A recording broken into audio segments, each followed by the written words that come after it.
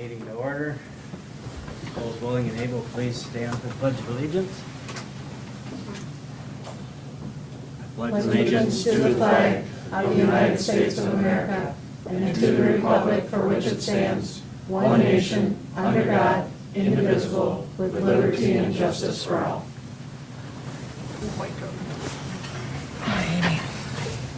Hi, Amy. Here's the mic up. Whether you want to or not. Mic up. Yep. Do I have a motion to approve the agenda with additions and deletions? So moved.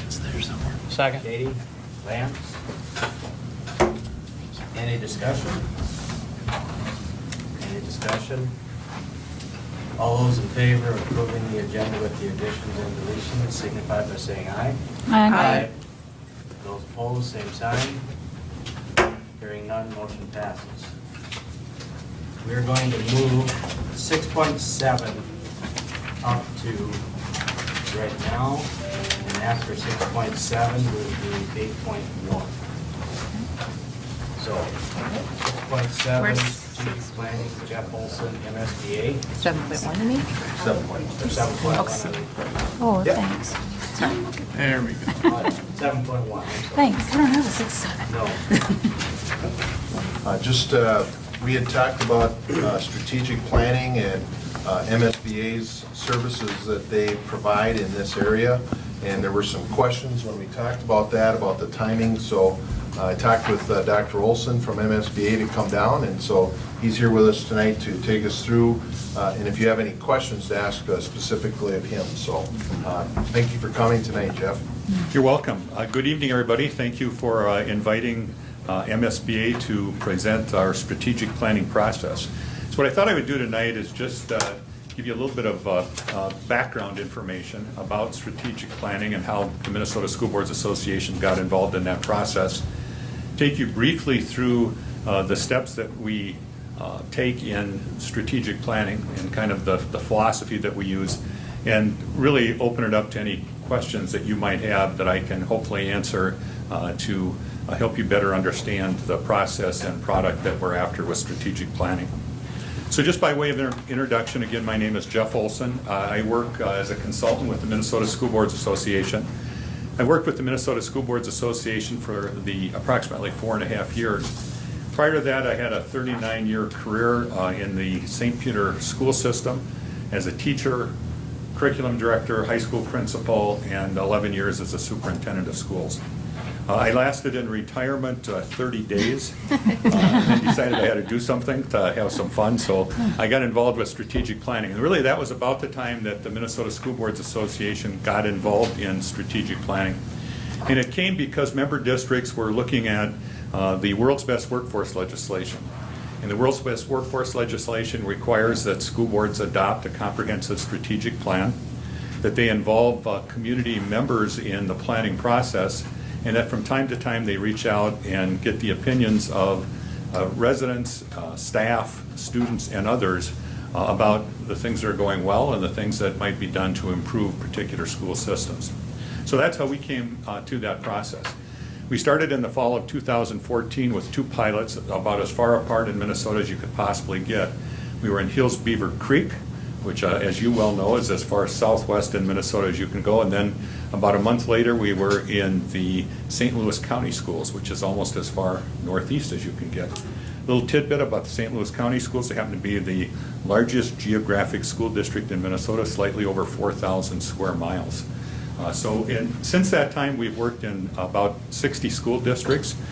Area school districts, I think we're in the area besides Hills Beaver Creek. We've worked in Marshall, we've worked in Canby, we've worked in New London Spicer, we've worked in Heron Lake Okabena, Westbrook, Walnut Grove, and everywhere from as small a district as 74 students, which is on the Net Lake Reservation in northern Minnesota, to as large as slightly over 8,000 students in the Moorhead school system. So just to take you through a bit in the process, and you've got this in the outline that's in front of you, we really believe it's important to carry out a number of stakeholder engagement related activities. So that really comes in 2 parts. One part is we spend a day in district in what we'll label as listening sessions. We like to start with high school students. We meet with anywhere from 15 to 20 to 25 high school students. And we meet with the administrative team, staff after school, a school board session early in the evening, and then a community listening session. And really the process is relatively simple, but I think insightful. It starts with asking what are the strengths, the things that are done well, the things you're proud of, the things that are working in your school district. Then we move to what are opportunities for growth and improvement, areas that might be of concern, things that you'd like to focus on. And then we end with what is your vision for the school district 5 years from now? And we really preface that by saying not where do you think the school district will be 5 years from now, but where do you want the school district to be 5 years from now? All of that information is compiled and summarized in a stakeholder engagement report. In addition, we have 2 surveys that we run online, and we provide links to those back to the School Board Association office. There's an external survey that has 17 statements about effective school operations that go to community members, parents, and others. And then there's an internal survey that has 20 statements about effective school practices that go to staff, school board members, administrators, etc. Again, that information is put together and becomes part of that stakeholder engagement report. At that end of that first evening, where we have the community listening sessions, we ask the superintendent of schools to deliver a state of the school district address. And really that's designed to lay out lots of information about the school district, ranging from the history of the school district, if there have been any consolidations or mergers with the neighboring districts, to test scores, to the financial condition of the district, to facilities, to options for students, both academic and co-curricular, to enrollment trends, growing, losing ground in enrollment, stable, open enrollment in and out, and also provide the superintendent an opportunity to provide her or his vision for the future of the school district. Then we have 3 in-district sessions. Those sessions are approximately 2 weeks apart. The first session, we will divide a comprehensive committee that consists of parents, community members, staff members, administrators. We certainly encourage and hope the entire school board can be involved in that process. And oftentimes it's good if a few students can be involved as well. The general size of that committee is about 25 to 30. We've worked with as large of a committee as 40 and as small as 15. We find that sweet spot's kind of in that 20-25 range. But again, that's up to the individual district to determine. By the time we've gone through the listening sessions, we visited with the administration, we visited with the school board, we have an idea of the focus areas for the strategic plan. As it probably isn't surprising, student achievement is always at the forefront. It's always a key focus area. And then from there, individual districts kind of go in different directions. We see a lot of student support, particularly as there are increasing needs for students in the area of mental health, social, emotional, etc. We see facilities, and I know that you guys are going to have a facilities question answered relatively soon. Is that in April? Is that your? Yeah, so it's coming right around the corner. So that sometimes is an area. Finance, depending upon the district. Frequently communication and marketing, sometimes labeled community engagement, is a piece of the strategic plan. Depending upon the district, technology, the hardware, software, Wi-Fi reliability, but more importantly, how is technology used as a tool to enhance teaching and learning. Oftentimes we see academic program.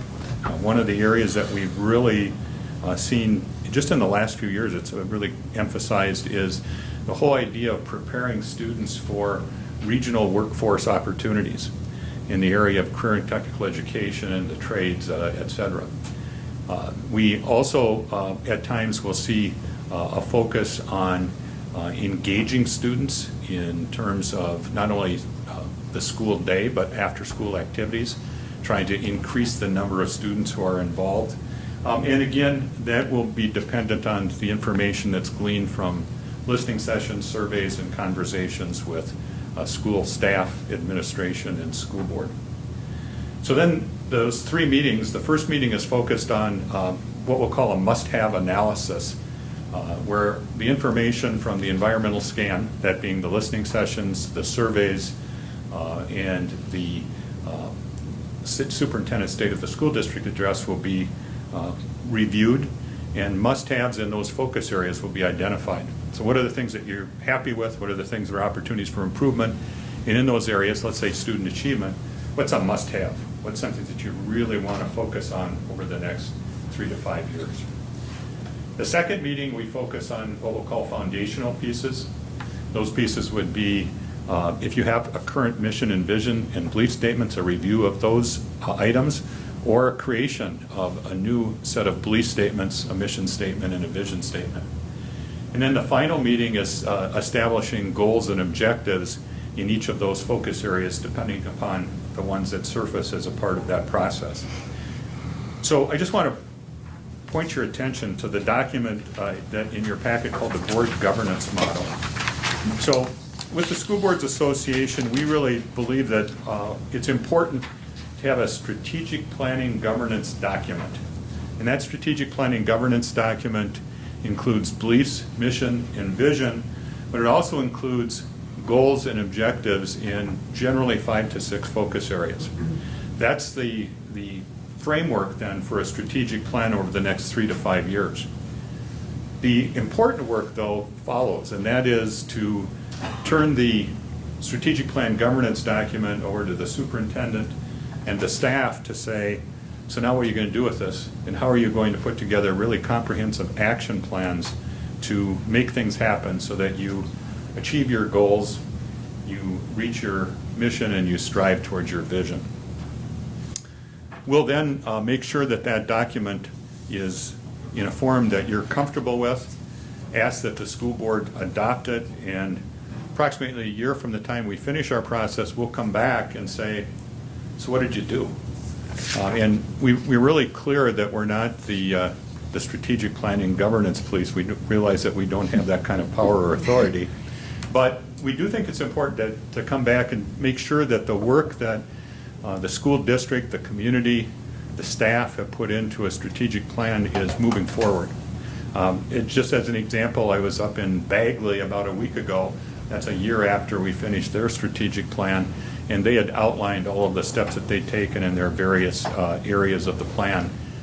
They also outlined the next steps over the next year and whether or not things had changed and whether strategic plans needed to be modified.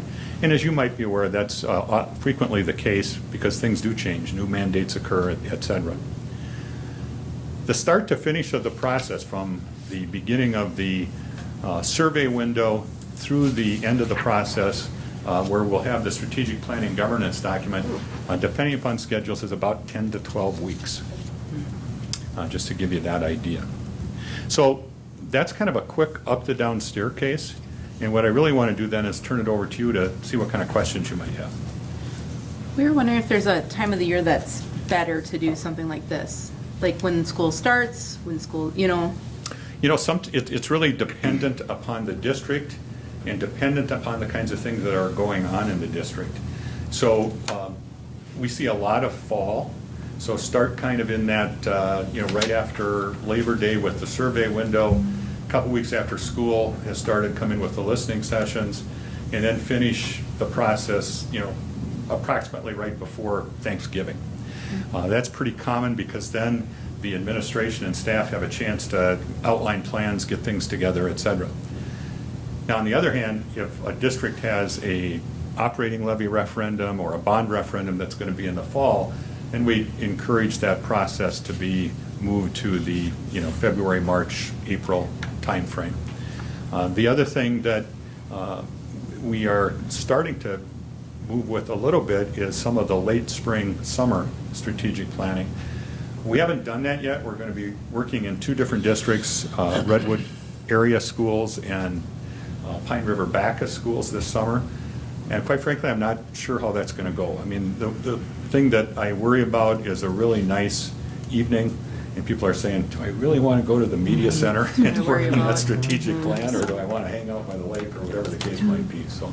Jeff, we had a full week of sunshine here, so Yeah. everybody's got that worked out now. Okay, that's good, yeah. Full week of school. Yeah, full week of school over. So, and I do think, with your facility question coming up here in April, it would seem like it'd be a good time. You'll know the reaction of the decision of the voters, and moving that forward probably in that September timeframe seems like it would make some sense. Okay. Other questions?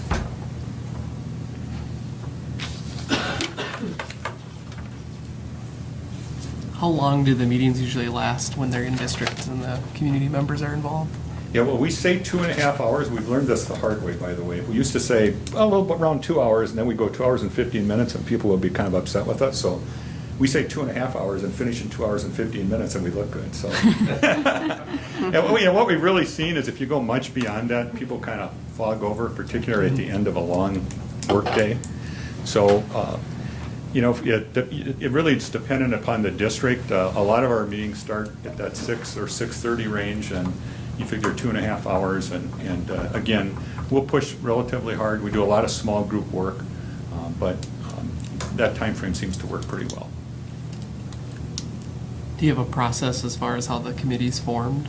Like how Well, you pick the people? We suggest really two different kind of approaches tied together. One is certainly the administration, the staff, the school board, know of folks who would be good representatives of perhaps the business sector, the Chamber of Commerce, maybe city, county government,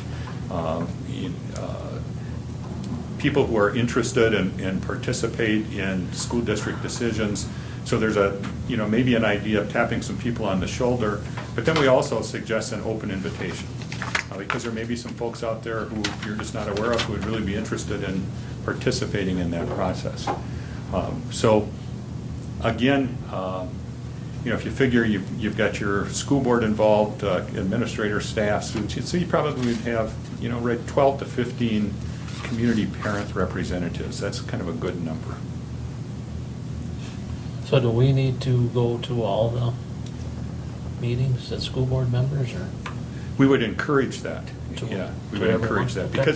Because there, I think, one of the things that we've learned is that when the entire board hears the entire conversation, then when it comes back to the time to adopt, there really aren't surprises. You've heard, why something's risen to the level of a particular goal or a particular focus area, and you're not surprised and saying, I don't know, where did that come from? I don't know, what's the background behind that? So Okay. if possible, we certainly encourage that. Okay. So how many student representatives do you usually? Usually 2 to 3, and it's been kind of interesting. I'll share this with you, and it might be my high school principal background, but I really enjoy that student meeting that we have. The students are unbelievably perceptive, and sometimes you think, well, they're going to talk about the lunch program or not having enough passing time between classes, or I don't know if you have an opened or closed lunch, but sometimes that comes up, why can't we escape during lunch and go down to McDonald's or something? But really, they go far beyond that, and they're very perceptive, and they really zero in on a lot of key areas. And really, we don't see a lot change from the student meeting through the other meetings. It's worded differently and nuanced differently, but the key areas are pretty consistent. So, but back to your question, generally, again, 2 to 3, and in some cases, we've seen students where they'll actually take the lead in a small group, and that's kind of interesting.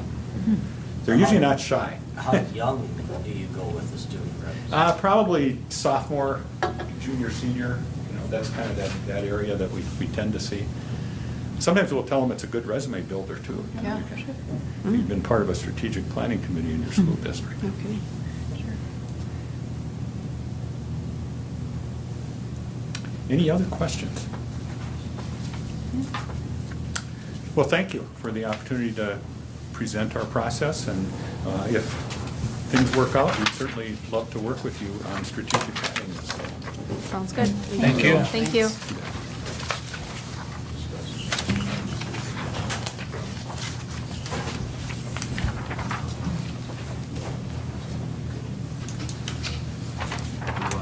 further discussion and make a decision if we want to move forward with MSBA so we can get on their schedule, or do we want to table it for a month and pick it up then?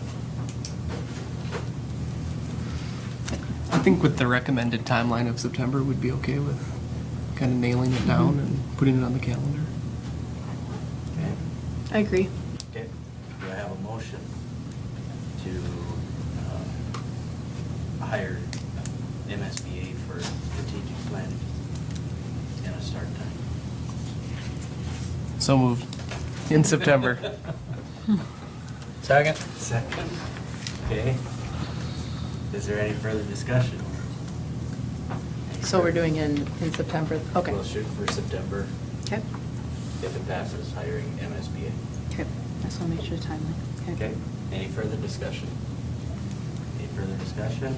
Hearing none, all those in favor of hiring MSBA to handle the strategic planning for the district with a start time of September, signify by saying aye.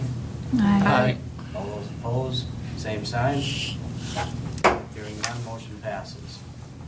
We're going to move on to 8.1, Heidi Grant, State FFA Convention.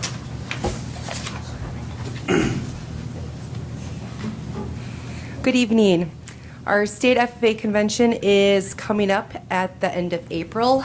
We will be leaving on April 28th, which is a Sunday morning, and then returning back to Pipestone on the 30th, which is a Tuesday evening. Currently, we do have 5 different teams that will be competing at state, and then along with 2 individuals in individual contests as well. We are hoping to have at least 3 more teams that will be qualifying here in the next 3 weeks to also be attending state convention as well. The breakdown for our costs this year is right around the $6,000 range. That is for 2 nights of hotel and taking approximately 30 students with us on that trip. That number could fluctuate up to 32 depending on the next couple of weeks for more students that qualify. The price to rent for a bus, substitute teacher pay, and registration for the chapter and for the members as well. In addition to that registration is parking passes for our bus on campus and so forth. We are requesting the permission to go on the overnight trip, and the chapter's asking if the school district would be willing to assist with some of the above payment options. And the students have done a couple of fundraisers throughout the year. We'll be paying for their expenses of meals and other things that occur on campus at the state FFA convention.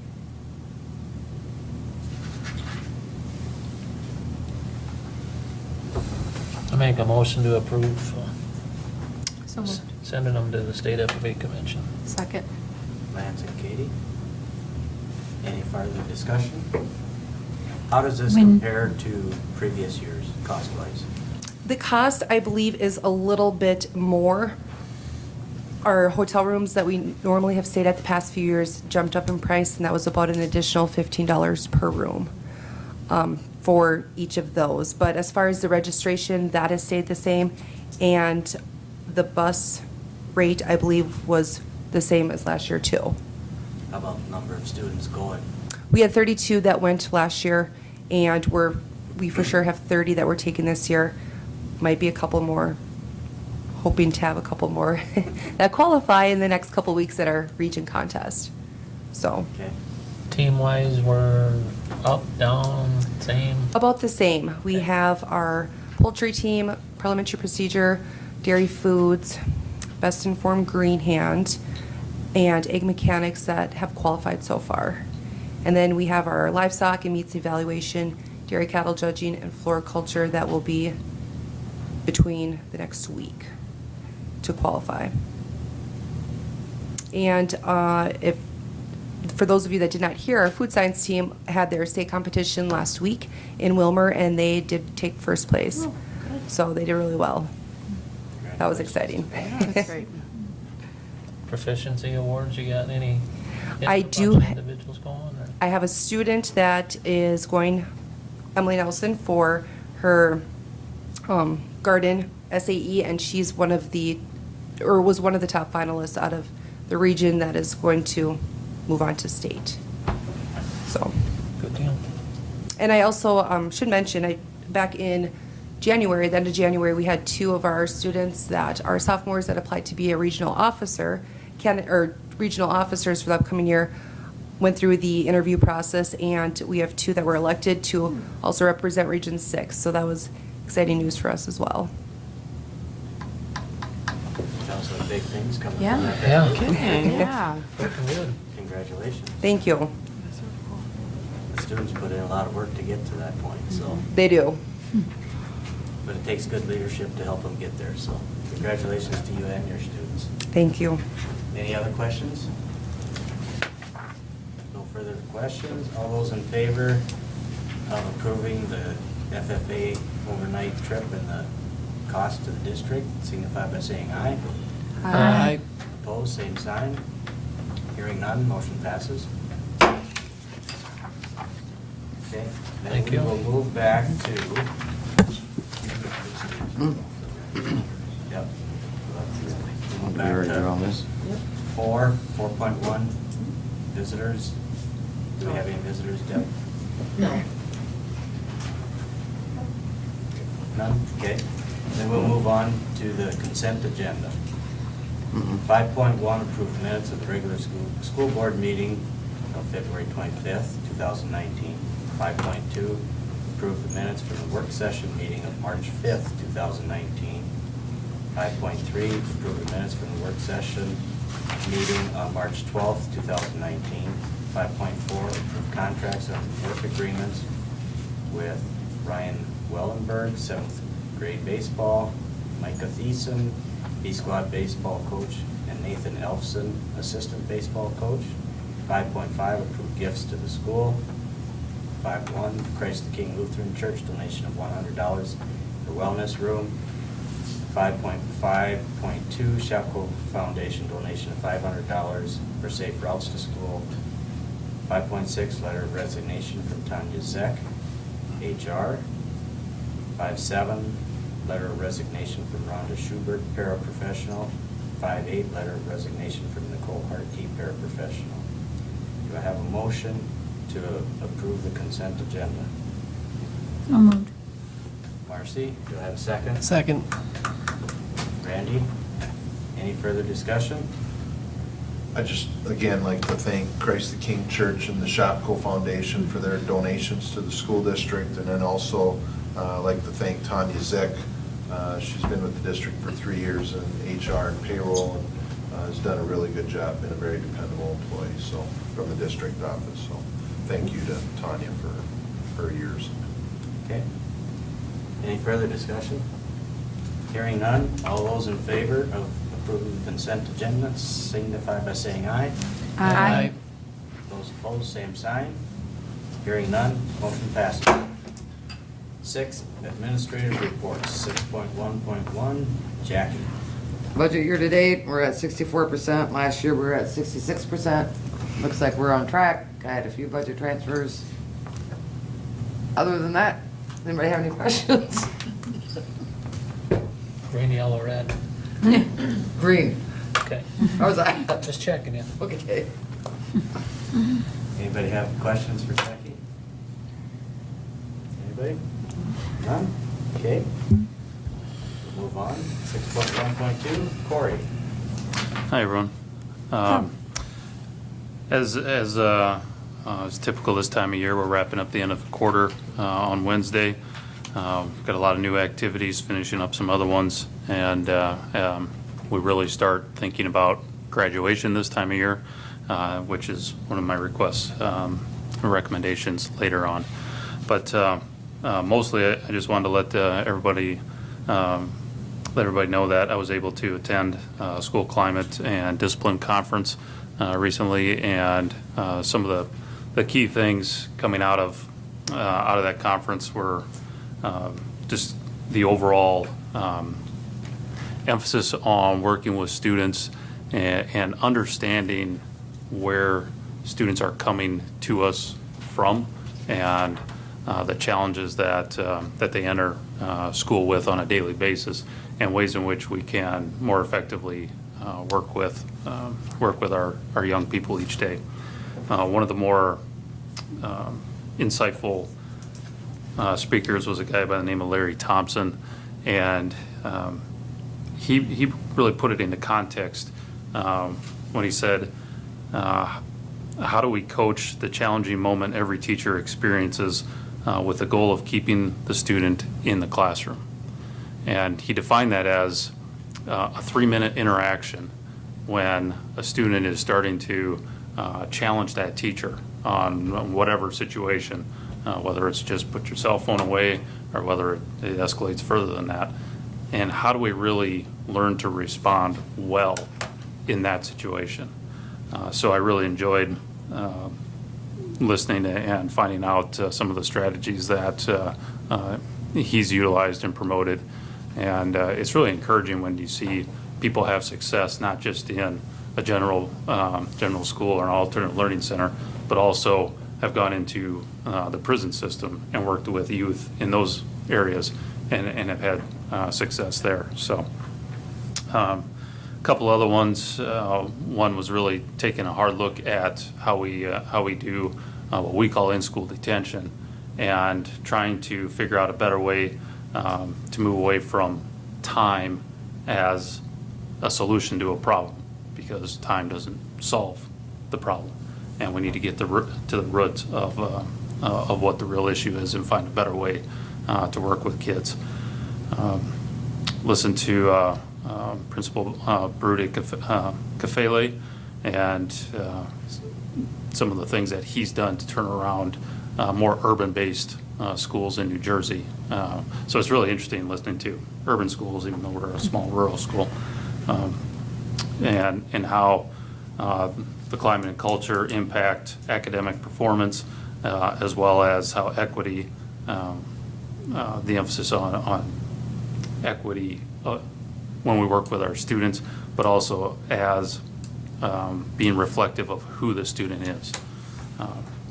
So the last couple I went to, one was Brian Mendler, who we've had here before, and he's always very solid in his approach to outlining how he was kind of that kid that made you just want to go like this, and what we can do to work with kids in what he calls like him.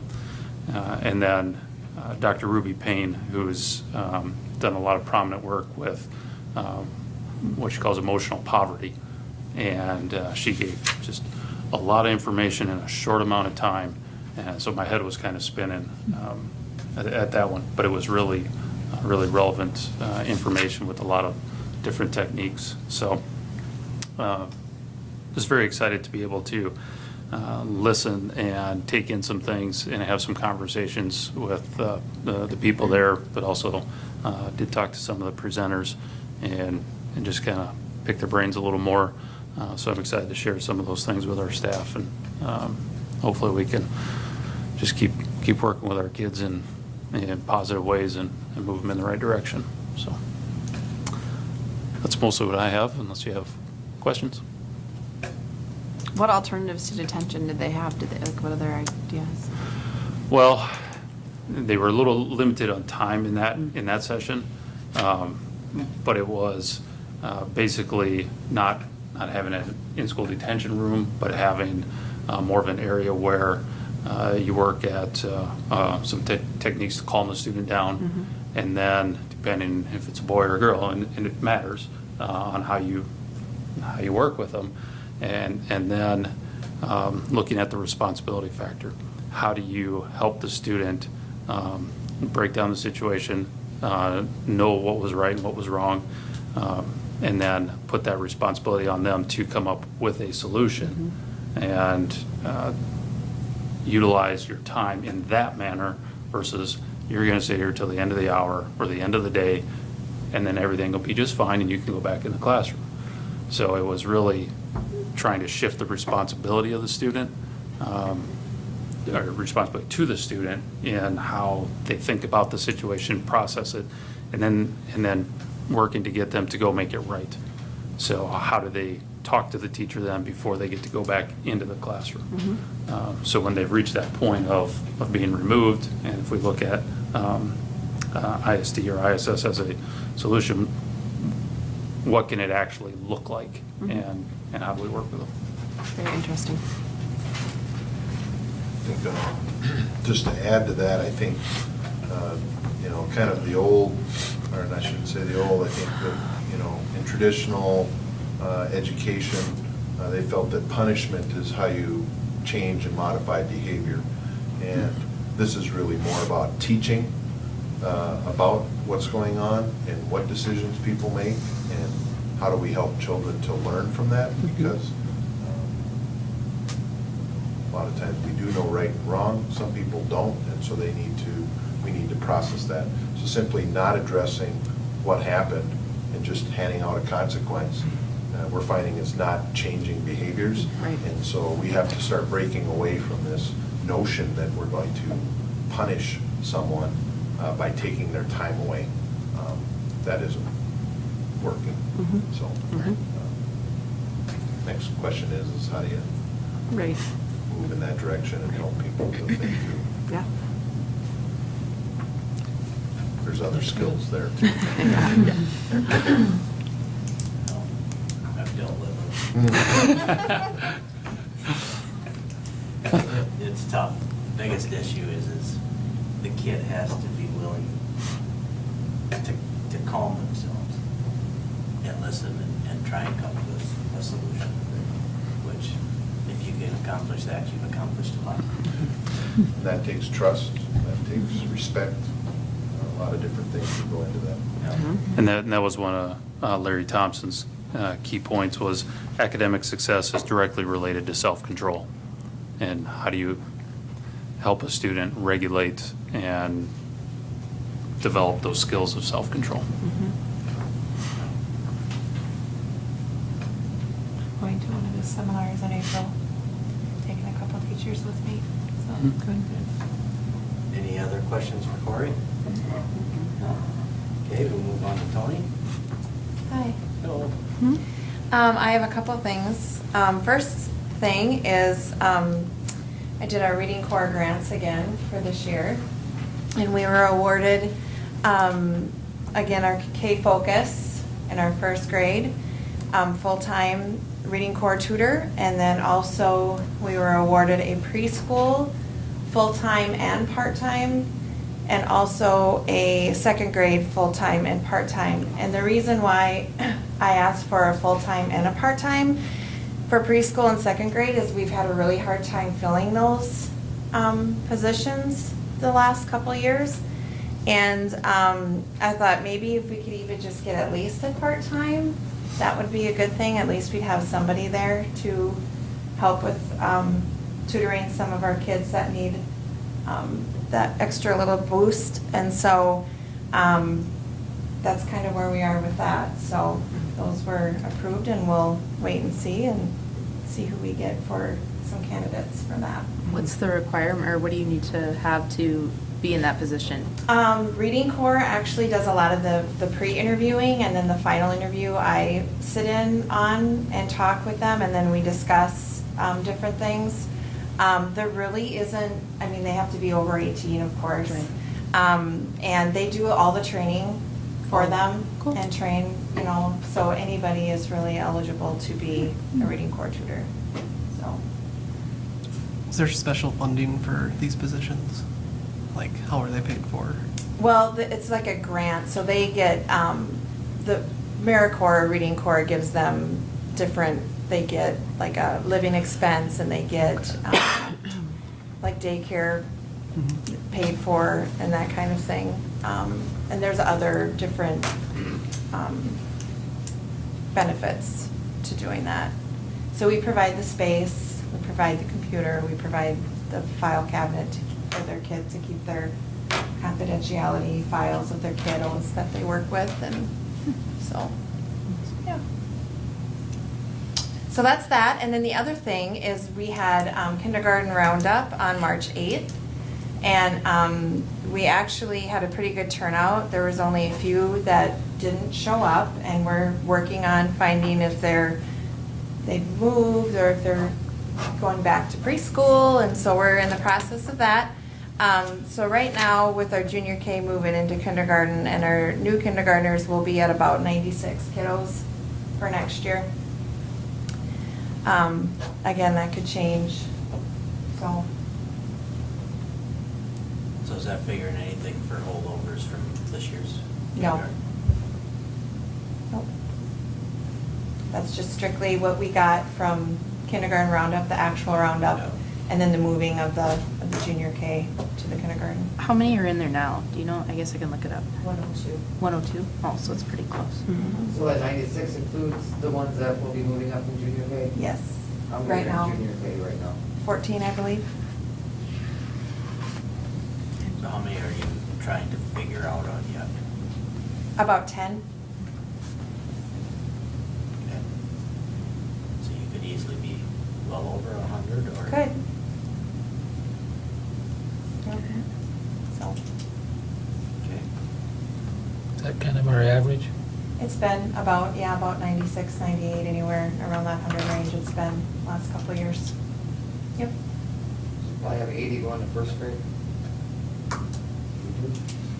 Yeah, yeah. Yep. So how many students do we have in kindergarten right now per teacher? About 19. That's the average. And we have how many kindergarten teachers? We have 5 regular, and then we have the junior K teacher.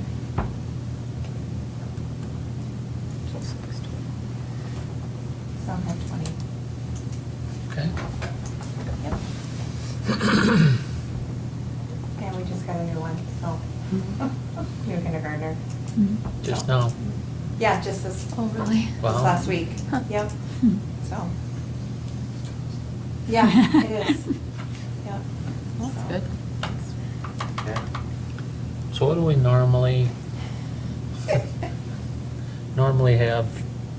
What's a normal amount of students per teacher in these young grades? I'm talking. Do they shoot for you? For Yep. like kindergarten, you want to stay around that 20. Okay. You don't really want to go, it's ideal to not go above 20 if you can. Okay. So we're still looking at 5 sections then? With the junior K, yes, Yeah.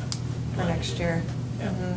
We have a little bit higher number of junior K kiddos this coming up for next year. And how are they looking for preparedness for moving into kindergarten? Actually, you mean as the junior K coming in? Yeah. The teachers have said that these kiddos have come in very like leaders, and, you know, it's fun to see is what I've heard. So, they come in and they know their foundational skills, and they're those leaders of the classroom, and kind of take those other kiddos under their wings and help them through the day, and so it's been really cool to see, Good. so. So it's achieving what you had It anticipated is it would? absolutely achieving that. Yep, it's doing some great stuff. So the junior Ks that have gone into kindergarten, how many, is there one grade that's gone forward with them? Like this year's first graders, did they have any junior Ks? Nope, Just the it's just this kindergarten, this year's kindergarten, but next year we'll go. Because what's going to be interesting is to see, okay, do they make, when they go to first grade, how does that progress with? Right, which it should. No, Yeah. it should. Yep. And hopefully it does, Yep. because then that shows that program really is paid well. then. Yep, yep. So, it's been exciting. Okay. To see. So. Anything else, Tony? Nope, that's it. Unless you have any more questions for me? More questions of Tony? None? Okay. Melanie? Hi. Good evening, everyone. We are on the throes of MCA testing. This year, we have changed things up a little bit. Rather than spending an entire month testing a couple grade levels a day, we are going to do all the reading testing in 2 days in the whole district, all at the same time. And so we'll start doing that on April 16th and 17th. And that includes grades 3 through 8th grade and 10th grade. So they will all be testing from 8:15 until 10:15 on those 2 days. We will be running a 2-hour, like the kids will come at the normal time, but the schedule will be a 2-hour late schedule. So we'll take those 2 hours in the morning to test so that I have enough hands to support all the testing. And then they'll go into their normal schedule so the teachers will see all their students in a day rather than missing any class periods for testing. So we'll do reading, like I said, on April 16th and 17th.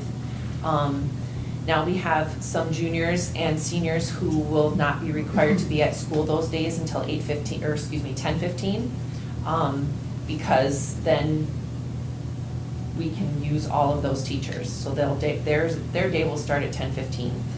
The freshmen do not have any sort of testing, whether it be reading, math, or science. So Ms. Dulas and Ms. Schroyer are planning some activities with the freshmen. I know one includes taking them on a field trip to SDSU to a college visit and visiting Daktronics and the Baby Bell factory. So they will be gone the entire day. One of those 2 days, the 16th and 17th. Our math testing will be on April 23rd and 24th, and again, we'll do that 2-hour late schedule. That includes grades 3 through 8 and 11.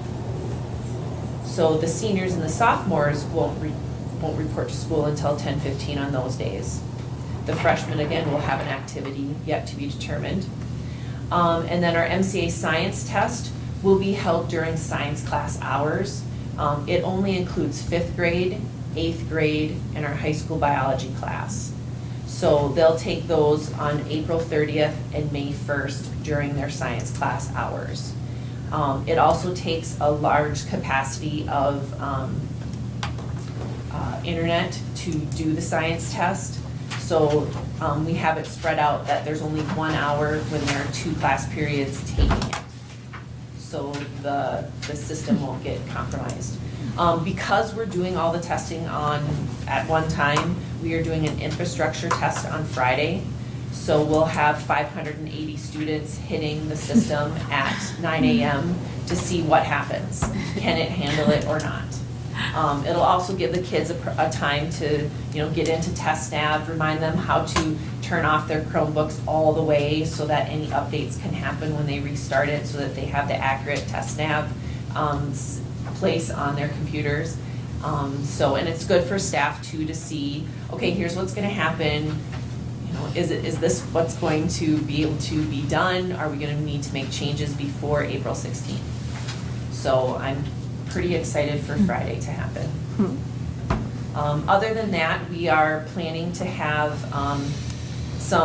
during that 2-hour time period, I'm encouraging staff to, and I'm telling staff to allow students to test for about 25 minutes and then give them a 5-minute stand-up break, and then test for another 25 minutes, and then we're going to take a longer break, like a 10-minute break, where they can go out and get a snack, and then come back and do the same thing with the rest of the time, to help kids give themselves time periods so that they can focus.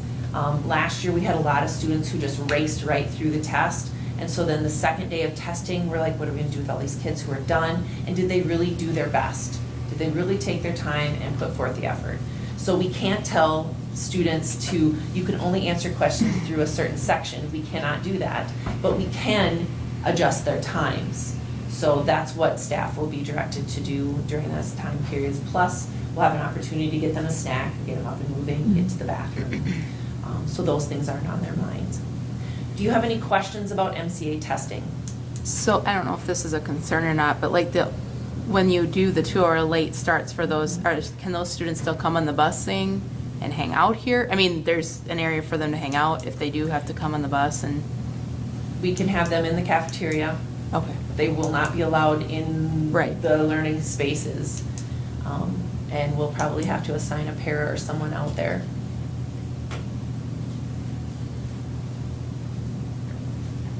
Good question. And we also have ACT testing on April 2nd. We have 54 juniors taking that.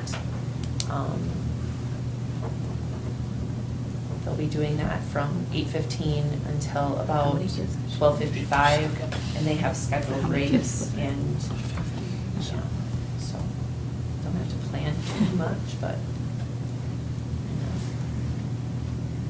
Any questions about ACT or MCA? All right, thank you.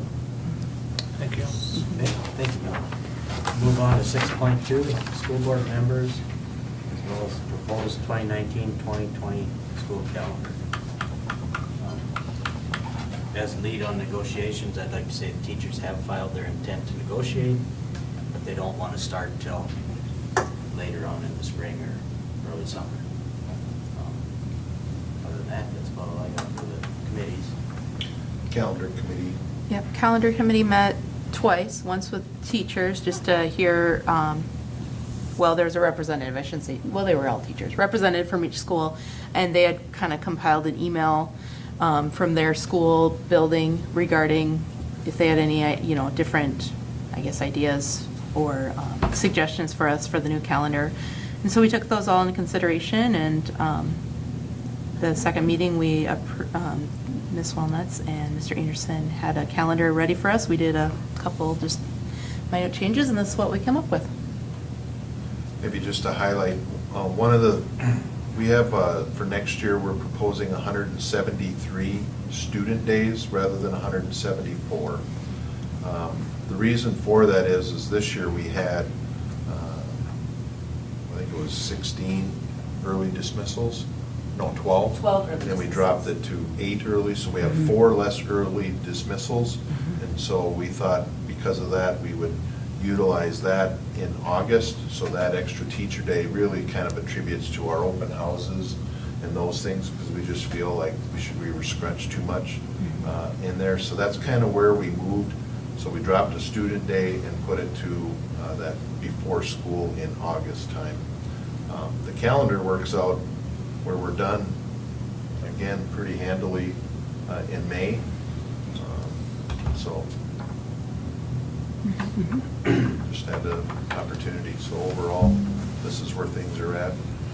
The idea is to have this proposed to be here tonight, and for, if there's any questions that people in the community, anybody can maybe voice some things, and then next month, we would approve the calendar as a board. So we're kind of letting it out there through this process, be there for observation, and if there's anything glaring that comes out, the board can hear that, either approve or send back to the committee for further consideration. But the committee did hear the teachers, which is by contract what they need to do, so that's all been done.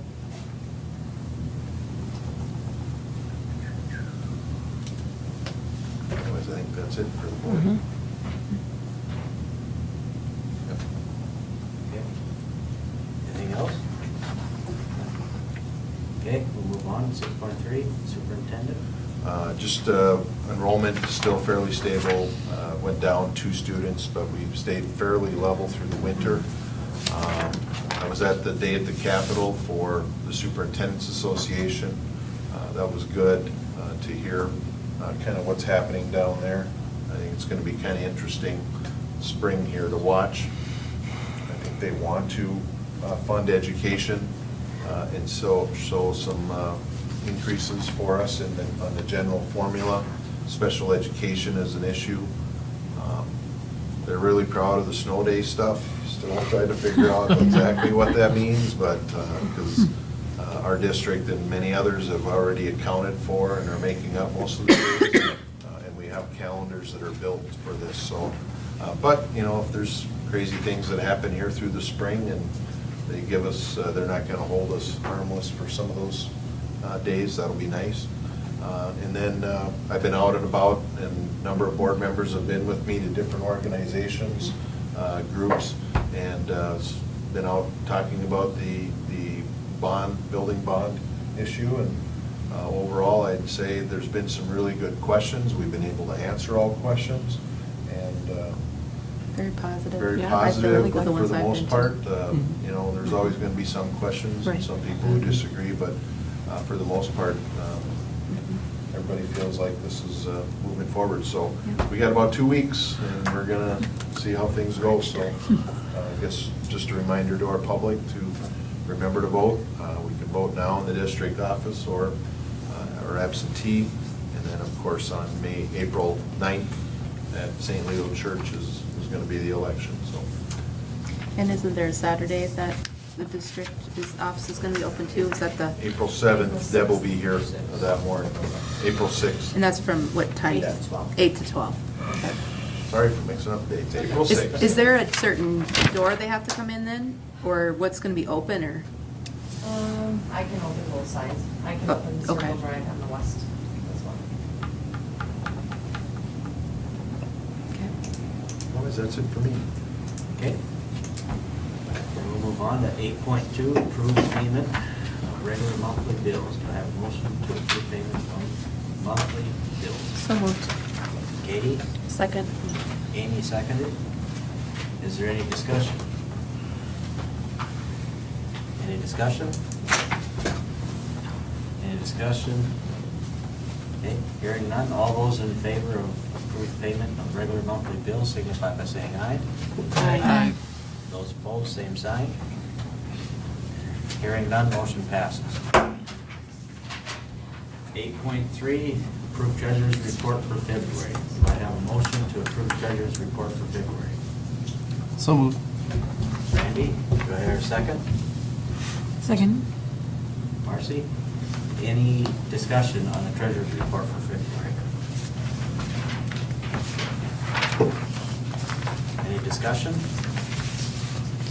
Discussion? I did see that there was, right? Yes, there was a bond payment made. Seen that too. Is there one more Next year. next year? Okay. Says no further discussion. All those in favor of approving the treasurer's report signify by saying aye. Aye. Opposed, same sign. Motion passes. 8.4, recommendation on last day of school for seniors. I'd ask Mr. Yep. Strasser Mr. to explain Strasser. this. Yeah, every year we look at when do we need our seniors to wrap up so that we can prepare for our Friday morning, which is our graduation program for senior recognition, and then our Sunday afternoon actual graduation ceremony. It takes a couple days to finalize all our grades and get our GPAs calculated and all those little things that come with that. So consistent with what we've done the last few years is the Tuesday prior to graduation is my recommendation as the official last day for seniors. Day is that May It's the 21st, I believe. 21st. And we do, we get them to 3 o'clock, and then we do a little send-off countdown. Kyle likes to come watch us with that. Elementary schools and That's- five our kiddos. That's right. Yep. Cool. We do that on Friday when we practice graduation, and then we zip over there and Yeah. have some fun that way. It's a fun week, so it's nice to wrap it up on Tuesday with the academics side. So we do most of our final testing on Friday, Monday, and a little bit on Tuesday, and then that allows teachers the time they need to submit everything so we can get them ready and get them out. I know the elementary kids really do enjoy it. Mm-hmm. It's neat. They do. Yeah. Yeah. I know my daughter did. Yeah. So. It's fun. It is. Program. Well, I'll make a motion that we allow the seniors to graduate, or the final day of May, the final day of May 21, 2019 for the seniors. Do I have a Second? Lance. Lance. Any discussion? Any discussion? No discussion. All those in favor signify by saying aye. Aye. All those opposed, same sign. Hearing none, motion passes. 8.5, approve managed print service contract. Our copier and printer lease is up and needs to be renewed for the next 5 years. We put out a proposal, and we got responses from 3 companies, Century Business Products, A&B Business, and Bennett.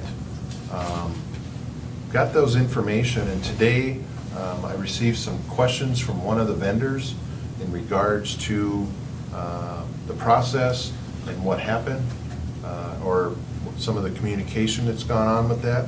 And so I've had to look into some of those things, and we were ready to go tonight with Bennett, but just there's been some questions raised that I would like to take some time and look into a little bit more to make sure that everything has been followed through in the process.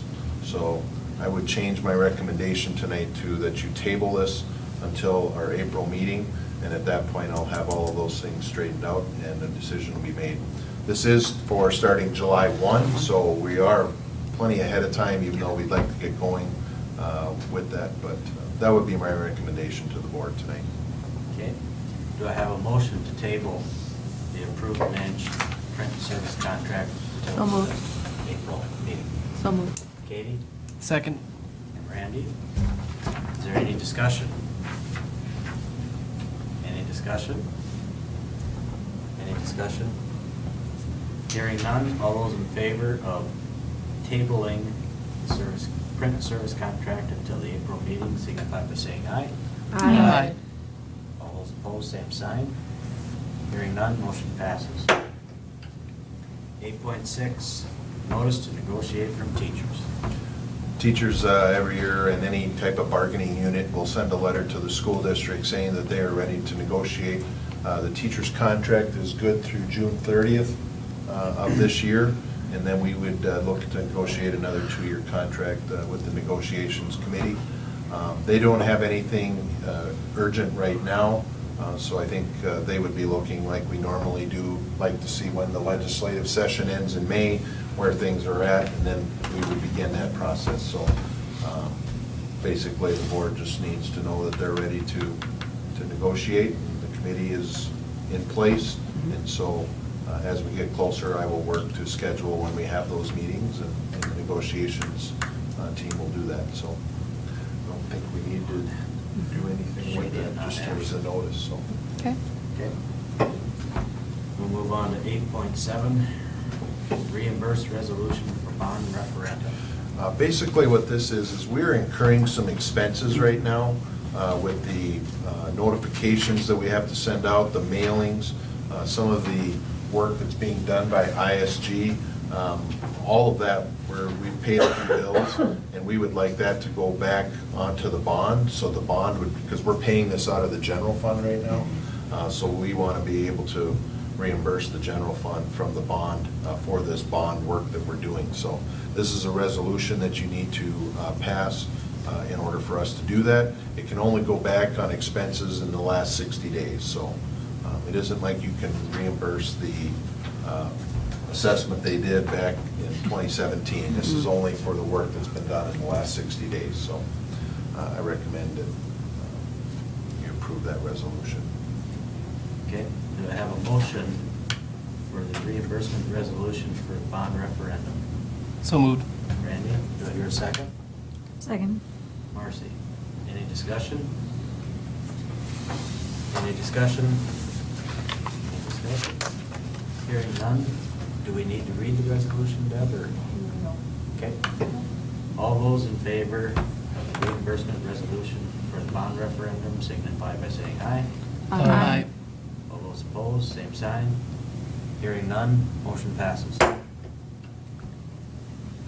8.8, resolution relating to the termination and non-renewal of the teaching contract of a probationary teacher. Do I have a motion for the resolution? So moved. Katie? Second? Second. Randy? I'll read the resolution. Okay. The resolution relating to the termination and non-renewal of the teaching contract of a probationary teacher, whereas Heather Craig is a probationary teacher employed by Independent School District 2689, Pipestone Area Schools. Therefore, be it resolved, the school district proposes as follows, that the teaching contract of Heather Craig, probationary teacher, is hereby terminated at the close of the current 2018-19 school year and not renewed for the 19-20 school year. Be it further resolved that a written notice be sent to said teacher regarding the termination and non-renewal of the contract as provided by law.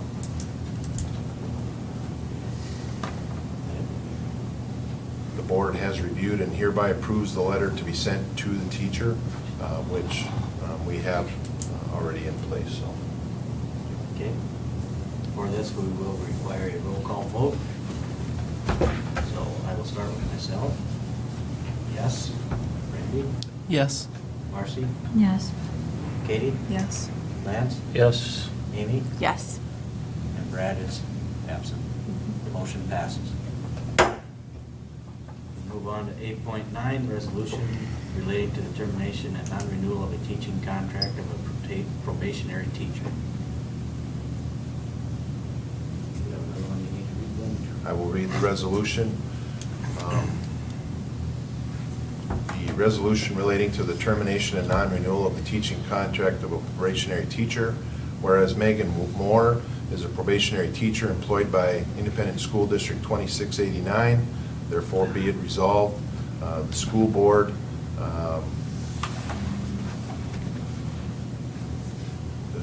as follows. The teaching contract of Megan Moore, probationary teacher employed by Independent School District 2689 is hereby terminated at the close of the current 2018-19 school year and not renewed for the 2019-20 school year.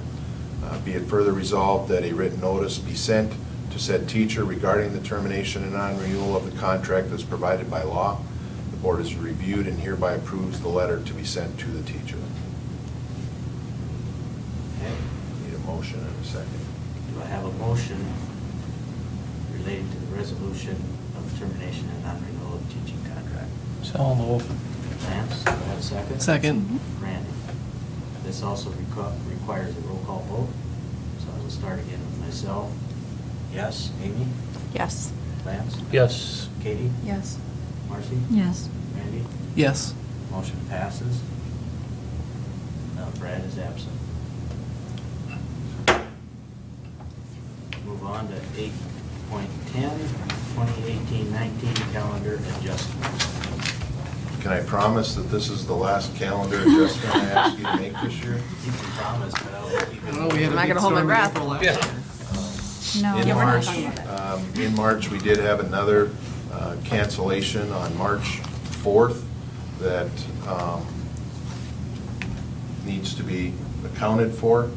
We also had a student makeup day on March 11th, but that was a scheduled staff day. So our staff still are looking for a day that needs to be met because the March 11th day was from the February 8th cancellation. So I've spoken with administration, and we would propose that these 2 days be made up by staff only. We are already bringing staff in on June 3rd. We would like to have, we're saying June 4th, but we would like there to be meetings by grade level and by content area level, so in smaller groups throughout June, that we'll meet with Ms. Wellnitz for those curriculum alignment work that needs to be done. And then the last day, we just say June 5th, because we're trying to account, would be a day that the teachers would have to complete their work and have things that they would present to the principals and Ms. Wellnitz in preparation for the next school year. So they would put that time in and report that to the building principals or to the curriculum director. So the last student day is still that Friday then? The last student day is May 30th, Thursday. Oh, it is, okay. Yep. I was thinking it was Yep. Friday night. Okay. We still have, and then that'll be the last day. May 31st will be a teacher work day Okay. where they need to get all their things Right. in. Oh, yeah. Then they will come back again on June 3rd. We have a full day planned for them. And then that following week is when they will work in smaller groups, be called in to do that curriculum work. And then from there, they would have some time to complete the rest of that work in the summer as required. Is that? Yep, accurate. Okay. That is what we propose, so. And this keeps us within all of the requirements of the state, even though the state's being flexible with us if more come. I didn't just say that. But that would be the plan. Okay. Do I have a motion to approve the calendar adjustments? So moved. Marcy, do I have a second? Second. Ann. All those in favor of making the calendar adjustments to the 2018-19 calendar on March 4 and 11 for staff only, signify by saying aye. Aye. All those opposed, same sign. Hearing none, motion passes. Do I have a motion to adjourn? So So moved. moved. Katie, Randy. Yep.